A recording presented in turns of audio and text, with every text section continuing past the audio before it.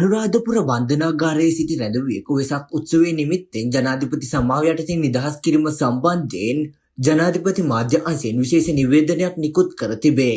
අනුරාධපුර බන්ධනාගාරයේ රැඳවා සිටි WH අතුල තිලකරත්න නැමැත්තෙකු අයෙක් නිදහස් කර ඇති බවටත් එම සිදුවීම පිටපස බරපතල අක්‍රමිකතාවයක් ඇති බවටත් පළවෙමින් තිබෙන පුවත් පිළිබඳව ජනාධිපති කාර්යාලයේ අවධානය යොමු වී ඇති බවද එහි දැක්වෙයි.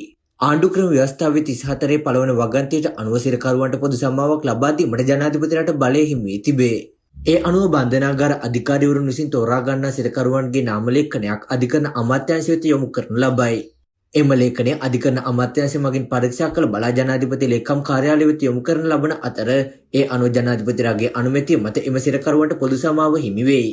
එසේ වුවද ඉහත සිදුවීමට අදාළව බන්ධනාගාර කොමසාරිස් ජෙනරාල් විසින් ජනාධිපති ලේකම් කාර්යාලය වෙත එවන ලද පොදු සමාව හිමි යුතු සිරකරු නාම ලේඛනයේ නම් 388කින් සමන්විත අතර එම ලේඛනයේ කිසිදු තැනක අනුරාධපුර බන්ධනාගාරයේ මුදල් වංචාවකට අදාළව සිරගතව සිටි පුද්ගලයාගේ නම ඇතුළත් නොව බවද ජනාධිපති කාර්යාලය සඳහන් කර සිටී.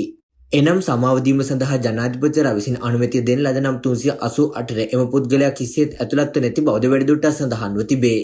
මෙම සිදුවීම පිළිබඳව විශේෂ පරීක්ෂණයක් සිදු කළ ලෙස ජනාධිපති ලේකම් කාර්යාලය විසින් ඊයේ දින ජනාධිපති සමාව යටතේ අනුමැතිය නොලැබූ සිරකරුවෙකු නිදහස් කිරීම සම්බන්ධව යන ශීර්ෂය යටතේ අපරාධ පරීක්ෂණ දෙපාර්තමේන්තුවේද පැමිණිල්ලක් සිදු කර ඇති බවද පෙන්වා දෙයි. මේ සම්බන්ධව විධිමත් පරීක්ෂණයක් පැවැත්වීමටත් වගකීතු නිලධාරීන්ට එරෙහිව විනය ක්‍රියාමාර්ග ගැනීමටත් ඉදිරියේදී කටයුතු කරන ඇති බවද ජනාධිපති මාධ්‍ය අංශය නිකුත් කළ නිවේදනයේ සඳහන් වේ.